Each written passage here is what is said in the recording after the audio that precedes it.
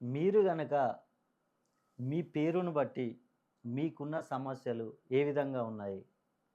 Chaldean system ప్రకారం గనుక వేసుకొని మీ ఇంట్లోనే కూర్చొని మీరు వేసుకొని చూసినట్లయితే మీకున్న ఈ కింది సమస్యలలో మీకు రుణ బాధలు, అదేవిధంగా సంతానం, వివాహం ఇలా మీకున్న విషయాల్లో ఏ సమస్యలు మీకు పాజిటివ్‌గా, ఏ సమస్యలు నెగెటివ్‌గా ఉన్నాయనేది మీరు ఇంట్లో కూర్చొనే ఈ చార్ట్ వేసుకొని మీరు చూసుకోవచ్చు. ఉదాహరణకి ఇక్కడ గనుక మనం నరేష్ పేరుని గనుక మనం చాల్దియన్ సిస్టమ్ ప్రకారం ఈ వాల్యూస్ ఏసుకొని చూసినట్లయితే ఈ 9 గదుల బాక్స్‌లో ఈ సమస్యలో మనకు ఏది పాజిటివ్, ఏది నెగెటివ్‌గా ఉందనేది ఒకసారి తెలుసుకుందాం. ఉదాహరణకి ఇక్కడ ఎన్ అంటే 5 దీని వాల్యూ. దీని వాల్యూ దీంట్లో 1, 2, 3, 4, 5. ఇక్కడ వేసినట్లయితే ఇక్కడ 5, 5 అంటే సొంత గృహం. ప్రతి ఒక్కరికి సొంత గృహం కట్టుకోవాలనే కల ఉంటుంది. ఇక్కడ నరేష్‌కి సొంత గృహం కట్టుకునే అవకాశాలు బాగా ఎక్కువగా ఉన్నాయి.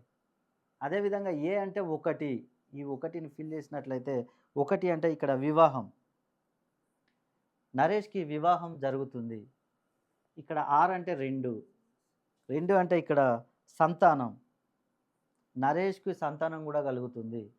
అదేవిధంగా ఇక్కడ ఎస్ అంటే 3, 3 అంటే రిలేషన్‌షిప్. రిలేషన్‌షిప్‌లో నరేష్ అందరితో బాగా ఉండే అవకాశం ఉంది.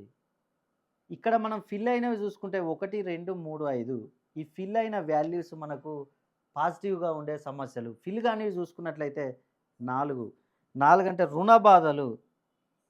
నరేష్‌కి రుణ బాధలు ఎక్కువగా ఉండే అవకాశం ఉంది. అంటే ఏ వ్యాపారం చేసినా కూడా నష్టాలు, కష్టాలు ఎక్కువగా ఉంటాయి. అప్పులు, లోన్‌లు తీసుకొని కూడా ఈఎంఐలు కట్టలేని పరిస్థితి కూడా నరేష్‌కి ఉంటుంది. కాబట్టి రుణ బాధలనేది నరేష్‌కి ఎక్కువగా ఉంటాయి.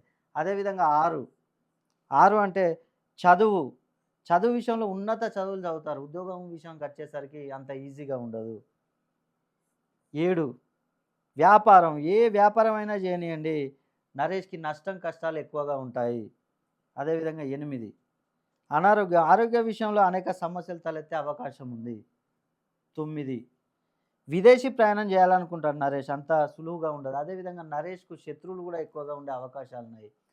మీకున్న ఈ సమస్యలు మొత్తం పేరును బట్టే కాకుండా, మీరు డేట్ ఆఫ్ బర్త్‌ని బట్టి కూడా మెర్జ్ చేసి చూసినట్లయితే మీకు పూర్తిగా తెలిసిపోతాయి. మీకు ఏ సమస్యలున్నాయనేది. కాబట్టి ఒక్కసారి మీ డేట్ ఆఫ్ బర్త్ నాకు పంపించండి.